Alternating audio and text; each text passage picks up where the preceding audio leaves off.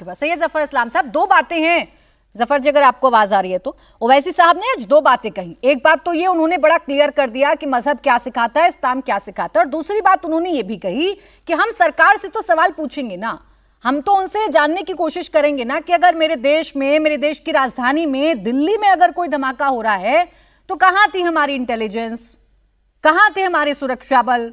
निर्दोष लोगों की जान चली गई तो जिम्मेदार कौन है? सवाल तो सही पूछ रहे हैं असद साहब। देखिए, ऐसा है कि असाउद्दीन भाई पढ़े लिखे इंसान हैं। मैं अक्सर उनकी बातों से सहमत नहीं रहता हूं, लेकिन उनकी पहली बात जो है उससे मैं सहमत हूं।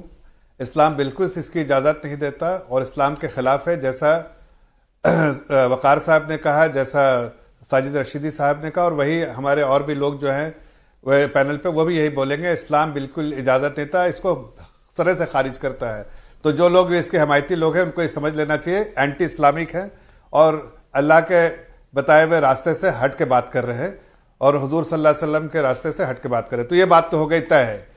लेकिन जो दूसरा सवाल आपने किया है उस पर मैं ये कहना चाहता हूं कि आप पिछले 10 साल में पढ़े लिखे इंसान इसलिए बोल रहा हूं कि वो सारी चीजें निकाल सकते हैं इंफॉर्मेशन कि टेररिस्ट एक्टिविटीज में देश भर में कितनी कमी आई है। जो इस तरह के एक्टिविटीज होती थी, कितने लोग उससे जो है उससे जो मारे जाते थे, कितने लोग को उससे परेशानियां होती थी, वो उसमें बहुत भारी तौर पे कमी है। इसलिए कि हमारा जो है जीरो टॉलरेंस है टेररिज्म पे, टेररिस्ट एक्टिविटीज पे और इस तरह के इरादे रखने वालों के साथ बिल्कुल जीरो टॉलरेंस है। इसी वजह से एक मैसेज है पूरे देश भर में कि यह सरकार इसको सख्ती से निपटती है, नस्त नाबूद करने वाली सरकार है, ऐसी ताकतों को कुचल देने वाली सरकार है। अब जी, जब इतना क्लियर मैसेज है, जब आपका आतंकवाद पर जीरो टॉलरेंस है, जब आप अपनी सरकार की तमाम उपलब्धियों को गिना रहे हैं, उसके बावजूद अगर कुछ आतंकवादी, अगर उसके बावजूद कुछ रेडिकलाइज माइंड के लोग दिल्ली में आकर धमाका कर देते हैं तो क्या प्रश्न नहीं पूछे जाएंगे? क्या ये नहीं पूछा जाएगा कि उस वक्त हमारी इंटेलिजेंस क्या कर रही थी? वही तो आपको बताना नहीं, वही इंटेलिजेंस, वही तो मैं बता रहा हूं। कितने हमने अभी 11-12 इंसिडेंट दे देंगे जहां पर ऐसे सिचुएशन जहां हमने अवॉइड किया है टेररिस्ट एक्टिविटीज, प्लानिंग हो रही थी, उसको एनआईए ने पकड़ लिया। यहां भी तो वहां पर जहां पर रेड किया और सारी भारी मात्रा में चीज पकड़ी गई, उसमें से कोई रास्ते में भागा हुआ था, वो इधर उधर भाग रहा था, उसमें जो है वही बात जफर जी, जो भागा हुआ था, जो पहले से आप लोगों की रडार पर था, वो भागा हुआ शख्स दिल्ली में पहुंच जाता है, लाल किले की पार्किंग में 3 घंटा खड़ा रहता है और फिर उसके बाद 22 मिनट रेड लाइट घूमकर लाल किले के पास आकर धमाका कर देता है। सवाल वाजिब है जो असदुद्दीन ओवैसी साहब पूछ रहे हैं जफर इस्लाम साहब। उसके बाद जो कार्रवाई हो रही है, एनआईए जिस तरीके से एक्शन में और बड़ी साजिश को नाकाम किया, इस बात से इनकार नहीं कर रही हूं, लेकिन एक भी घटना बड़ी घटना होती है जफर साहब। निलोफर जी, मैं लौट रही हूं आपके पास।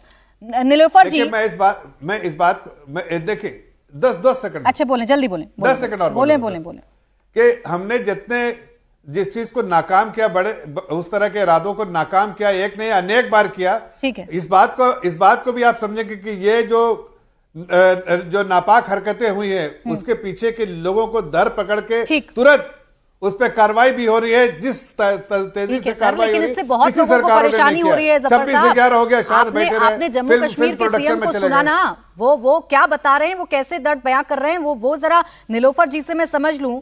निलोफर जी, एक घटना होती है दिल्ली में, अब अगर गिरफ्तारियां इसको लेकर कश्मीर में हो रही हैं और इसके तार अगर कश्मीर से जुड़ रहे हैं और वहां से कुछ आतंकवादी या उनके मददगारों को पकड़ा जा रहा है, तो क्या इसे ये कह देना कि कश्मीर की इमेज खराब की जा रही है, कश्मीर की इमेज खराब हो रही है, जम्मू कश्मीर की गाड़ी लेकर बाहर निकलने से अब तो डर लगने लगा है क्योंकि लोग शक की निगाह से देखते हैं, ये सही है क्या? देखिए, मैं थोड़ा सा बैकग्राउंड में जानने की कोशिश करूंगी। जब 370 और 35A को एब्रोगेट किया गया, उस वक्त ये कहा गया कि जो आतंकवाद है वो 370 की वजह से है, 35A की वजह से है। लेकिन उसके बाद एक और स्टेटमेंट आई जो हमारे माननीय गृह मंत्री साहब अमित शाह जी, उन्होंने पार्लियामेंट में भी कहा और पार्लियामेंट के बाहर भी कहा कि कुछ गिने चुने लोग हैं, हैंडफुल ऑफ पीपल, जो इस आइडियोलॉजी के साथ, टेररिज्म के साथ है।